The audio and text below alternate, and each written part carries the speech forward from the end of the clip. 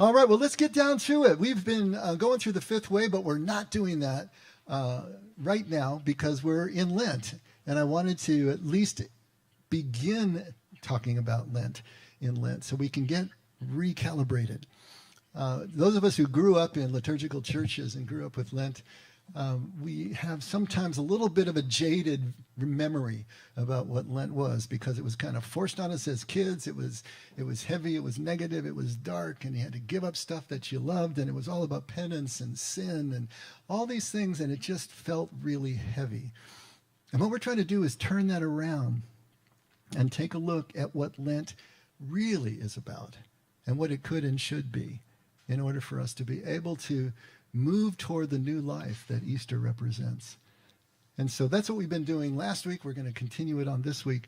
A few years ago, it's getting to be, 4 or 5 years ago, we had a really wet winter. I don't know if y'all remember that. And I was out on the balcony, and it was sunshiny and just one of those perfect desert winter days. And so we have a couple of Adirondack chairs out there. So I laid down and had my eyes closed. And all of a sudden, there was something that went across my vision. And then another one, and it was blocking the sunlight, And I thought, what in the world is that? I opened up, and it was butterflies. And it was the first few butterflies, and then there was just this horde of butterflies that went right across, right over me. And I was just like in amazement. They looked kind of like monarchs, but they were smaller. And I read about them later and found out that they are painted lady butterflies. And there was this huge migration that happened where the butterflies were all going from the California and Mexico deserts all the way up to Washington and Oregon and into Canada. And these little guys, they only live about 4 to 6 weeks. So their whole life is about this migration to breed and then to die and have the next generation take over. But what in the world happened? Well, we had this wet winter. And not only did the storms hit us here on the coast, they also got up into the deserts and the high deserts, and they blanketed some of these areas of desert that get about 3 inches of rain a year, got 3 inches in a weekend. And so the soil was just soaked. And all of these latent and dormant seeds and bulbs that live in the ground, from year to year, suddenly got the moisture that they needed, and they just sprang. And if you've seen pictures of a desert bloom where the whole valley is just carpeted with flowers and growth, it's amazing. But that starts a cycle, doesn't it? And so now you got the blooms, you got the plants, you got the food, and now these larvae and these caterpillars can actually grow, and they had a huge crop of butterflies that moved up. And so all of this to say that normally we take nature for granted. We really don't think of it very much. It's kind of pushed back into the background as we just go about the daily tasks of our lives. And the important tasks that we see that we need to do pushes nature further and further back, which is really sad when you think about it. But sometimes nature becomes so intense, something happens that it just calls our attention to itself. And it forces us to pay attention. It actually forces us to move back into the wonder and the awe that we felt as children when we were first looking just around ourselves at the world. And so the question becomes, should we need to be called this way to pay attention to nature? Should we be waiting for circumstances or for an event that is so intense that it forces us to actually break through all of the complacency, all of the distraction, that it really allows us to bloom in that moment? In other words, will we, like desert dormant seeds, down in the ground, wait for spectacular rains to wake us up and to cause us to bloom? Or will we just simply go find water? That's kind of a long way around for a metaphor. I realize that. Last week we were talking about, there's an article that I read, and it was from a 78-year-old at the time, who wrote that he's learned stuff through his nearly 8 decades on the planet. And one of the things that he learned was that a lot of what really taught him was the difficult times in his life. When he was young, he was able to just push through things and not really pay attention to a whole lot. But now that he's older, all this stuff is kind of coming and settling with him. And he realizes that there are people, and he envied them because they were contemplative by intention. They went out and they actually found those spaces and those connections that he is now finding later on in life. And he realizes, I didn't live my life as a contemplative by intention. I lived my life as a contemplative by catastrophe. And he says, but as we move, and he quoted a poem by William Butler Yeats, he says, as we move later on, we find that we wither into the truth. We don't ascend into the truth. We don't self-develop into the truth. We wither into the truth. And sometimes it is that withering of old age, if we haven't gotten to it before, that will finally take us into that place where we get to that ground zero level and we can see what's really there with ourselves out of the way. But how much better would it be if he was a contemplative by intention, brought that ground up to meet himself, if you want to look at it this way. And so the question that Lent is asking us and asks us every year in the cycle is, how do we go find water? Instead of waiting it to fall whenever it would, how do we go find water?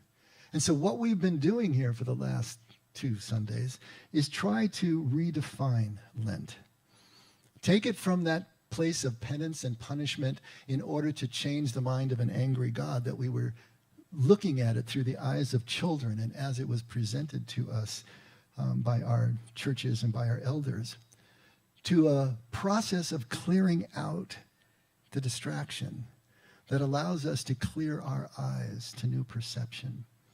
And so, yes, it is about deprivation. Yes, it is about taking things away, but not out of penance and punishment, for the purpose of being able to see what is always there, but we miss somehow because we're too distracted by all this noise, both inside our heads and what we choose to focus on outside our heads.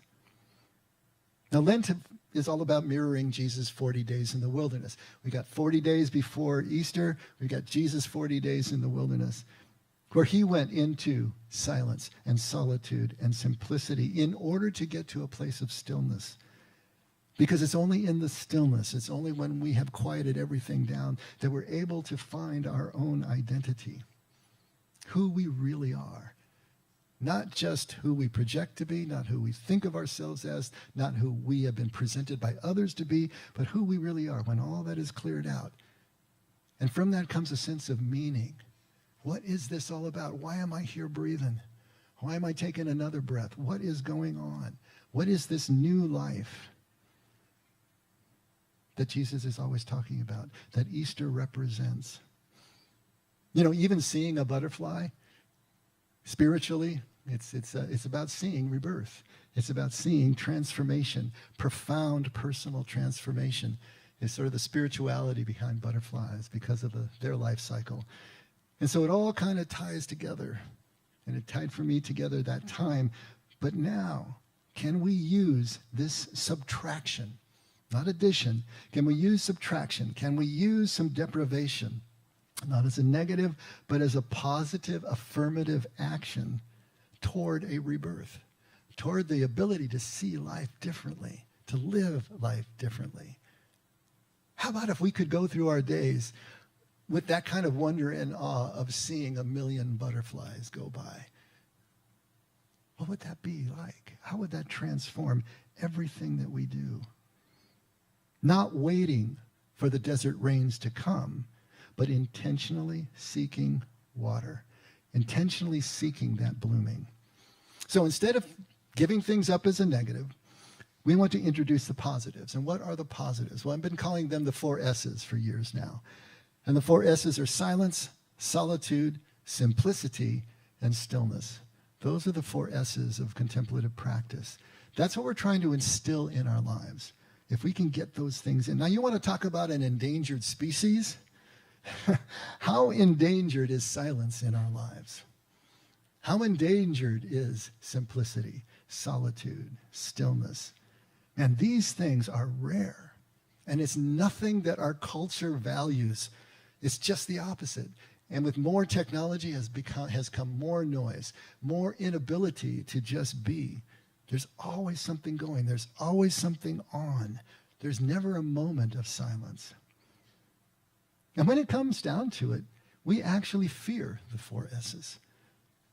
I think silence probably primarily. We fear noise. We fear them because the noise and the crowds and the gadgets that we have and have been given to us by our culture distract us.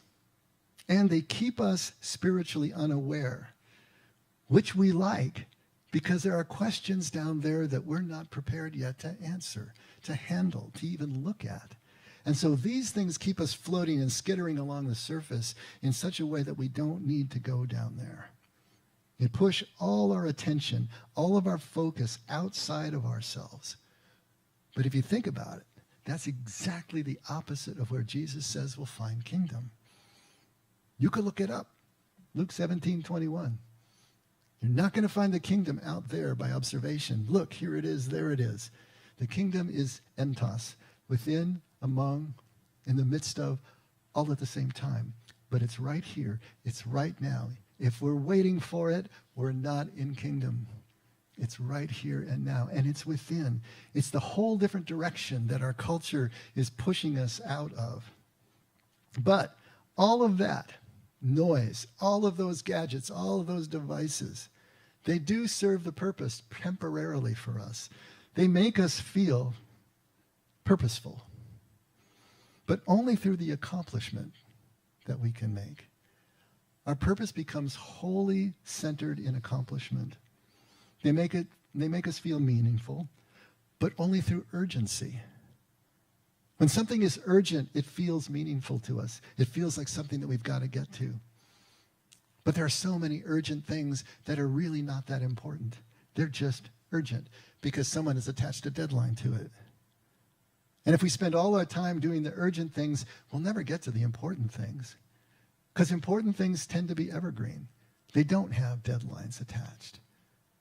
So if we're feeling purposeful, but only through accomplishments, if we're feeling meaningful, but only through urgency, and if we're feeling identified, but only through the roles that we play, then who are we when it's quiet? Who are we when we're alone? Still. Who are we when we're unarmed? And by unarmed, I mean techless. We don't have our devices. We don't have our gadgets. Who are we then when all of that stuff goes away? Recently, have you had any power outages? The power goes out in the house, and all of a sudden, what do we do now? What the heck? We can't stream, can't blow dry our hair, can't make a phone call, can't do anything. What's going on? You know, at that moment of kind of panic, what do we do now? Who are we? We don't know anymore, and that's the problem. We don't know who we are, and we rush to fill any void that there is with the noise, with the crowds, with the gadgets, also with news, 24/7 news cycles. We fill our houses, our minds with all the news that's coming through, and then we fill all our emotions with it as well. We can binge on news, and we can get lost in all of that noise. It seems to us that the worst condition that we can be in, the worst torment, is boredom. To be bored, to have nothing to do externally. But I want to read a little article about boredom. This has to do with parenting your children. But take a listen, because I think what's good for the kid is also good for the parent, right? Mom, Dad, I'm bored. How many times did you hear that as a parent, right? Makes you feel put on the spot, right? You might even feel like you're a bad parent. Most of us feel pressured to solve this problem right away. We usually respond to our kids' boredom by providing technological entertainment or structured activities. But that's actually counterproductive. Children need to encounter and engage with the raw stuff that life is made of. And what is that? Unstructured time. That's what life is really made of. Unstructured time. Have you been able to think of life that way ever? That it's just this mass of unstructured time? I mean, ask your dog about it. That's where they live, in unstructured time. Except when it's time for food or time to take a walk, right? Then they snap to it. Uh-oh, did I say the W word? And we place all these grids and all these calendars and everything on our lives, but that's artificial. I mean, what's really there is unstructured time, and we need balance. Why is unstructured time so important for your child's healthy development? One of our biggest challenges as adults, and even as teenagers, is learning to manage our time well. So it's essential for children to have the experience of deciding for themselves how to use periods of unstructured time, or they will never learn to manage it. Maybe even more important, unstructured time gives children the opportunity to explore their inner and outer worlds, which is the beginning of creativity. This is how they learn to engage with themselves and the world, to imagine and invent and create. Unstructured time also challenges children to explore their own passions. If we keep them busy with lessons and structured activity, or they fill their time with screen entertainment, they never learn to respond to the stirrings of their own hearts, which might lead them to build a fort in the backyard, make a monster from clay, write a short story or a song, organize the neighborhood kids into making a movie, or simply study the bugs on the sidewalk, as Einstein reportedly did for hours. All of us who grew up as boomers, that's what our childhood was made of, right? Maybe not so much for you, but we didn't have all these devices. How many times did we make forts in our bedrooms? How many times did we go out and just watch the bugs, or lay on the grass and just watch the clouds? All that time to just be. Where is it now? Are our kids experiencing childhood the way that we did? Is it that we've got it right and they've got it wrong? No, it's about balance, though. We do need the balance. As Nancy H. Blakely said, preempt the time spent on television and organized activities, and have them spend it instead on claiming their imaginations. For in the end, that is all we have. If a thing cannot be imagined first, a cake, a relationship, a cure for AIDS, it cannot be. I cannot plant imagination into my children. I can, however, provide an environment where their creativity is not just another mess to clean up, but a welcome evidence of grappling successfully with boredom. Is it possible for boredom to deliver us to our best selves, the ones that long for risk and illumination and unspeakable beauty? If we sit still long enough, we may hear the call behind the boredom. With practice, we may have the imagination to rise up from the emptiness and actually answer. So what if this Lent we turned off the car radio while we're driving? What if we turned off the TV in the background of our homes, turned off the music? What if we limited our tech time? Just put it down for periods and then take it back. The TV, the internet, the smartphone. What if we created periods of boredom, but as silence, as simplicity, just simplifying things? Maybe even solitude, taking some time to be alone. It's so important for us to realize that giving up something for Lent that clears away distraction is not a negative. You know, in music, you've got notes that you play, and that's the only thing that you're going to hear from a musician. But if you look at the manuscript, there are rests in there that tell you where not to play. Really, what music is more about is playing the rests than playing the notes. It's knowing how long you're silent before you actually sound something. And in terms of speech, my gosh, if we're always talking, what are we really saying anymore? To be silent and to speak out of that silence. To be present in the silence and hear what's going on so that when you do speak, it's about something that is relevant, maybe even healing, changes everything. We need to learn to play the silence so we can really sing. And this is in life. Look how Jesus puts it. Right at Luke 19, starting at verse 37. It's in your handouts. I'm sure Ellen's right on it, right? As soon as Jesus was approaching near the descent of the Mount of Olives, the whole crowd of disciples began to praise God joyfully with a loud voice for all the miracles which they had seen, shouting, "Blessed is the King who comes in the name of the Lord.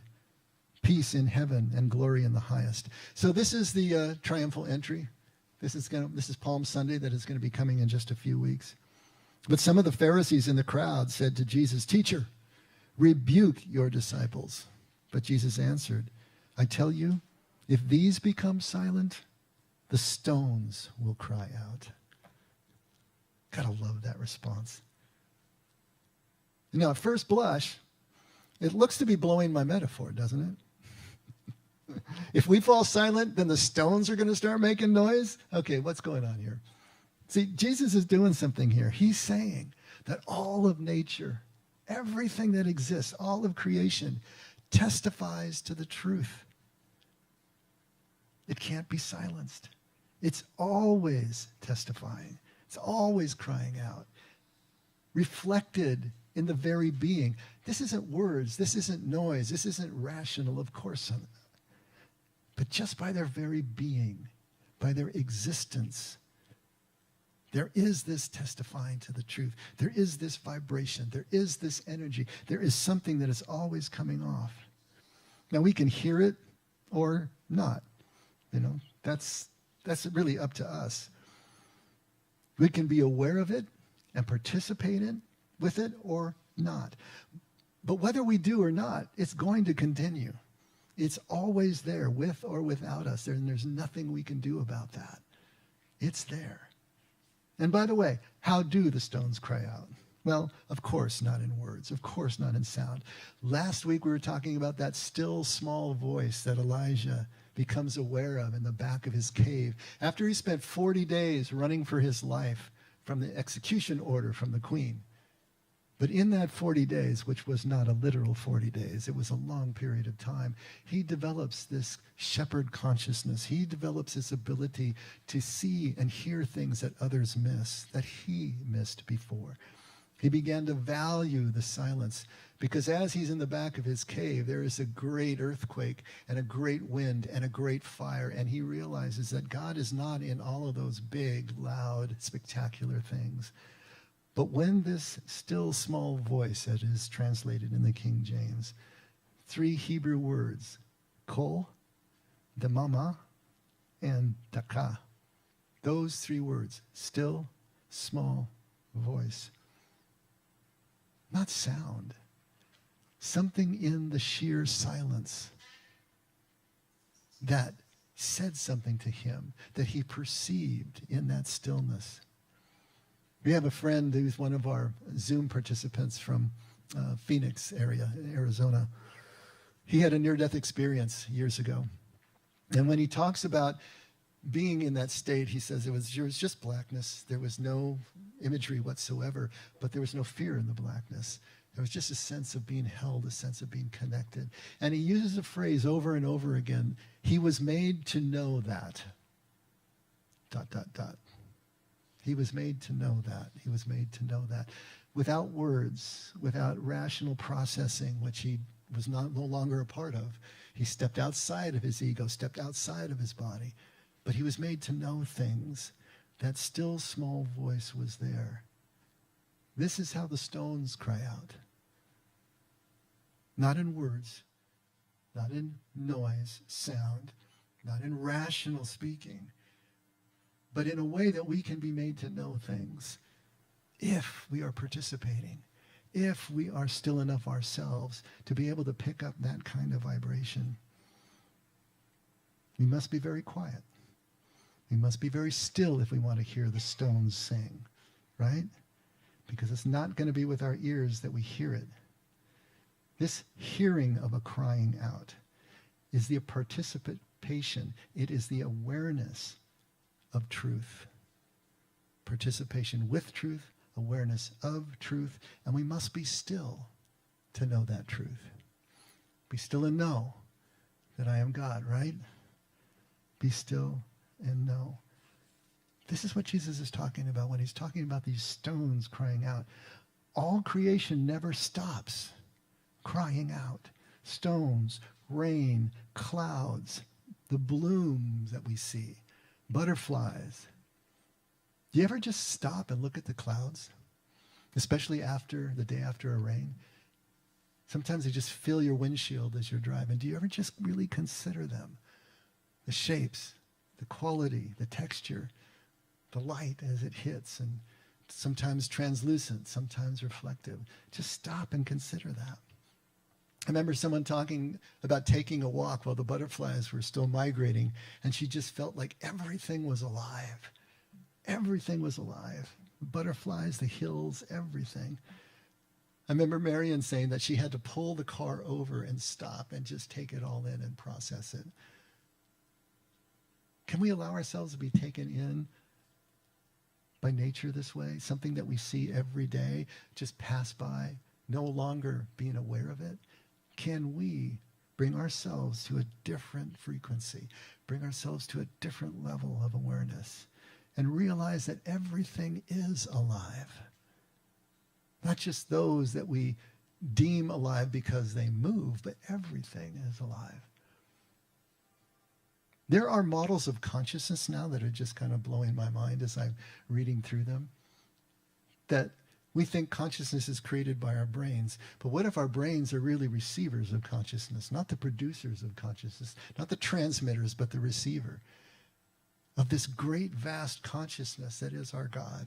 And that everything that is part of that consciousness. Everything has a level of consciousness. We have enough that we can perceive of ourselves as ourselves and look at other things and look at their consciousness. But we're all part of that same consciousness. Everything really is alive. Everything is part of this whole. Everything is one thing. I know that sounds kind of out there. And we can just dismiss it, and it's just fine. You can live your life without having to think about consciousness. But when nature is screaming at us, when it gets so loud, then it's harder not to listen.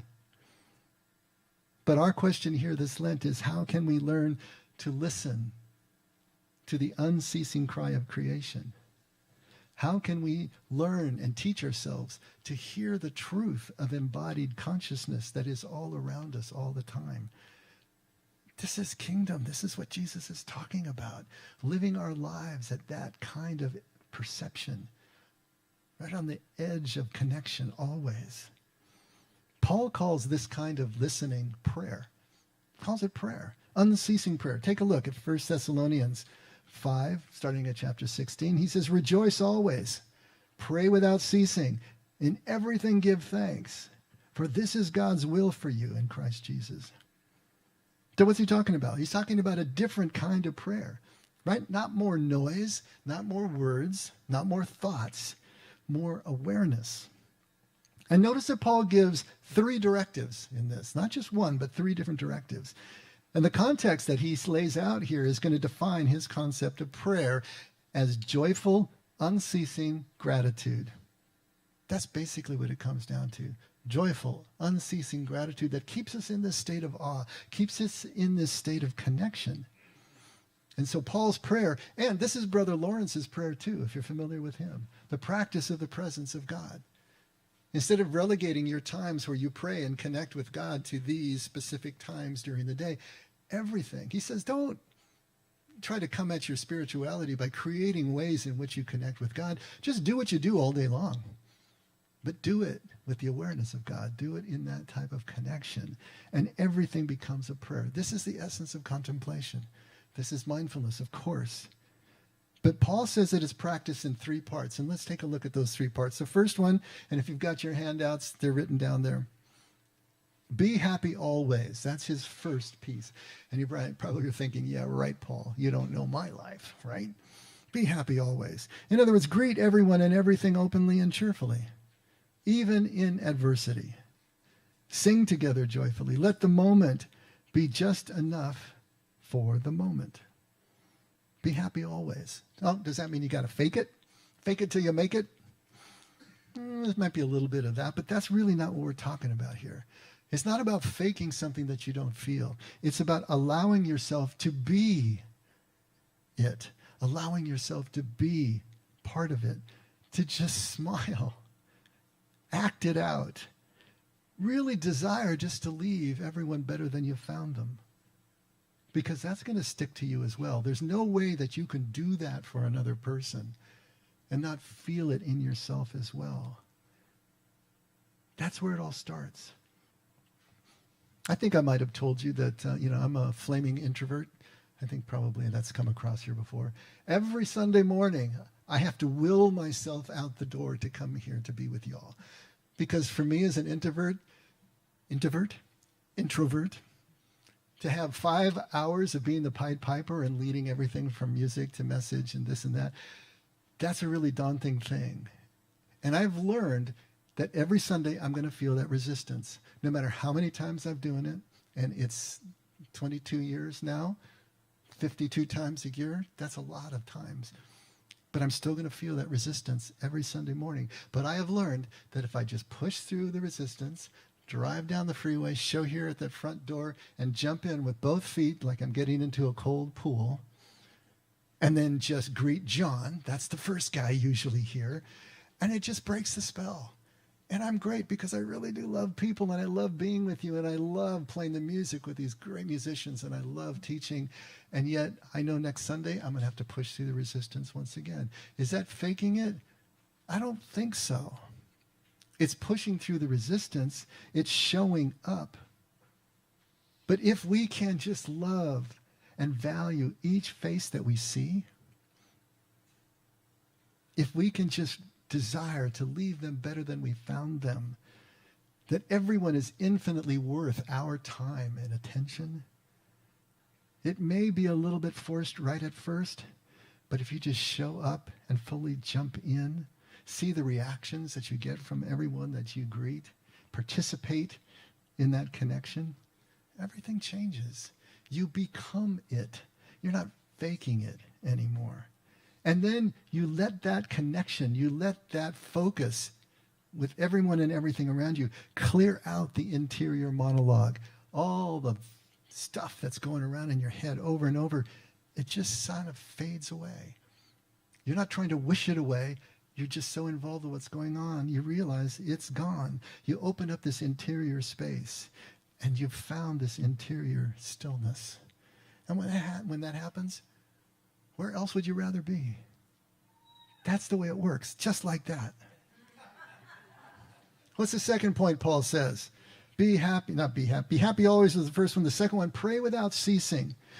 Don't forget to pray. Be consciously open to God's presence. Don't stop praying together just because difficulties arise or when everything's fine. Pay attention and avoid distractions. Pray always. So what is this prayer then? It's not just talking, of course. It's not just thinking thoughts. It's engaging with our whole experience at any moment. Not about words. Just the presence and the participation in the moment does it. Put this on your fridge. What makes you smile makes you pray. It's no more complicated than that. What makes you smile makes you pray. It's the same quality of experience. It's the same quality of connection. What makes you smile makes you pray. It's when you are aware of the spiritual connection beneath the surface of everything that you do, every task, every experience, every circumstance. When you're aware of the spiritual connection there, when you give the nod to God, right, internally as you engage, you recognize that that connection is God's presence. Then everything comes together. There's something that we talked about on Wednesday called the inner smile. The inner smile is really a cool practice. And if you are meditating, if you are in centering prayer, if you are just having your quiet time, just stop for a second and just let yourself smile. Just let the corners, it's like a Mona Lisa smile, not a big Joker grin, just a Mona Lisa smile, just a little bit of just the corners going up. You would be absolutely amazed how it changes your whole demeanor, your whole attitude. I mean, just right now, smile. You're driving down the street. People will think you're nuts. Smile. That's okay. It changes everything. You know, when you're talking on the phone, if you smile, they can hear it. You can hear a smile. You know when someone is smiling. It changes the whole sound of their voice and the timbre of it. And it changes the whole attitude with how you speak. These are things that we can do.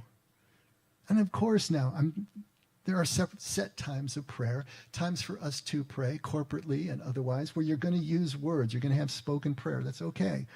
But even as you're doing that, if it's coming out of that interior silence that you have garnered, that you practiced, you're playing the rest, then when you speak out of that silence, it's relevant. It can be healing. It's not just more words. It's not just more noise. These things all work together. So how do you know when you are prayerfully engaged in a moment? Well, can you see, hear, experience your surroundings without naming them in your head? Or is that monologue constantly going no matter what you're doing? You see a tree and you have to figure out, is that a sycamore? Is that a magnolia? You know, where is it in the process of this? Or can you just see the green against the blue? That's how we know if we are prayerfully engaged. Unceasing prayer is awareness of God, awareness of connection, flowing beneath thought. Thought is disengaged. You've stepped out, but you're aware of everything at the same time. And the third, be grateful always. Be grateful in all circumstances. Be generous and appreciative. Find something positive, even during reversals and setbacks. Instead of being a victim, be a student, open to every opportunity to learn, especially through adversity. Display your unity and heal your divisions by giving thanks in prayer and attitude. And of course, when you read something like that, it sounds so Pollyanna and it sounds such a platitude. Doesn't make it untrue, though. But to break it down, being grateful is really more of a byproduct than it is a task. It's not so much something we do. It's something that happens to us when we allow ourselves to be part of the moment the way that we're talking. If you are simply showing up, push through the resistance and actually show up. If you are letting yourself engage without naming, without categorizing, without judging, if you are letting the smile spread across your face, if you're pulling your car over so that you can just process it all and take it all in and you don't want to miss it, right? How do you feel at moments like that? All that is what we call gratitude. The desire to pull over and just see, to let the that's gratitude. That's what gratitude feels like. And it's the only possible response we can have when we have allowed ourselves to be part of such absolutely overflowing abundance that is always there. This is our roadmap. This is our roadmap to prayer during this Lenten season, and of course beyond, throughout our entire lives. This joyful, unceasing gratitude. Take a look how Jesus puts it. Matthew 6, starting at verse 5. When you pray, you are not to be like the hypocrites, for they love to stand and pray in the synagogues and on the street corners, so that they may be seen by men. Truly I say to you, they have their reward in full. But you, when you pray, go into your inner room, close your door, and pray to your Father who is in secret. And your Father who sees what is done in secret will reward you. And when you are praying, do not use meaningless repetition as the Gentiles do, for they suppose that they will be heard for their many words. So do not be like them. For your Father knows what you need before you even ask him. So here is prayer as retiring into silence, retiring into solitude, into simplicity, and into that stillness.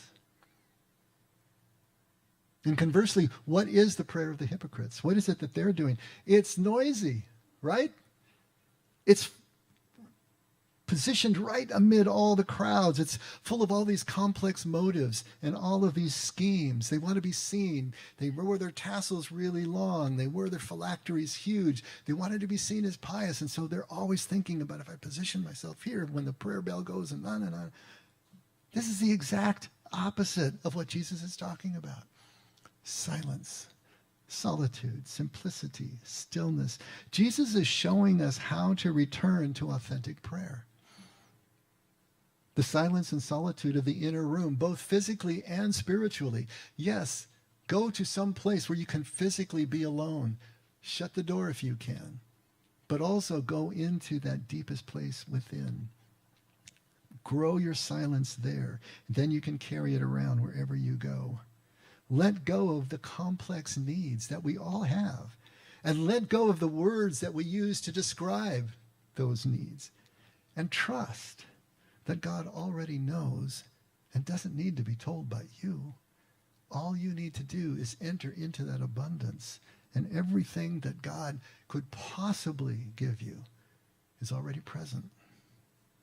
And from this cleared out space, this awareness of God's presence, of God's care, of God's connection, then we can move out into our world again. But now participating from that place within, continuing the prayer unbroken in all of the different phases of our day and our waking state. Able to participate with everyone and everything with that joyful, unceasing gratitude.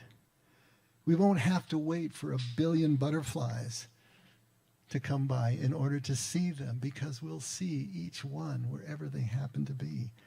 We won't have to wait for a desert bloom to be able to thrive. We'll see water wherever we go. We don't have to wait. We don't have to wait for anything, because if we're waiting for something, we're not in kingdom. And so this Lent, what may have always seemed like a negative to you, this deprivation, this giving up,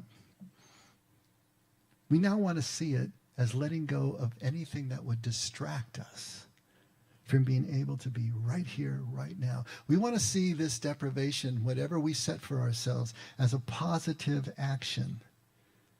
Because out of that undistracted silence and simplicity, then we can practice full immersion in joyful, prayerful, grateful connection. And this is our way out of the desert tomb, right?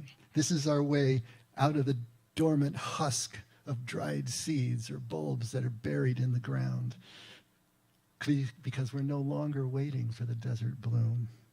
We're blooming right now, in spite of ourselves, in the desert.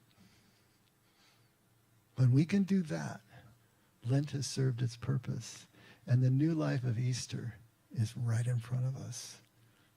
Let's pray.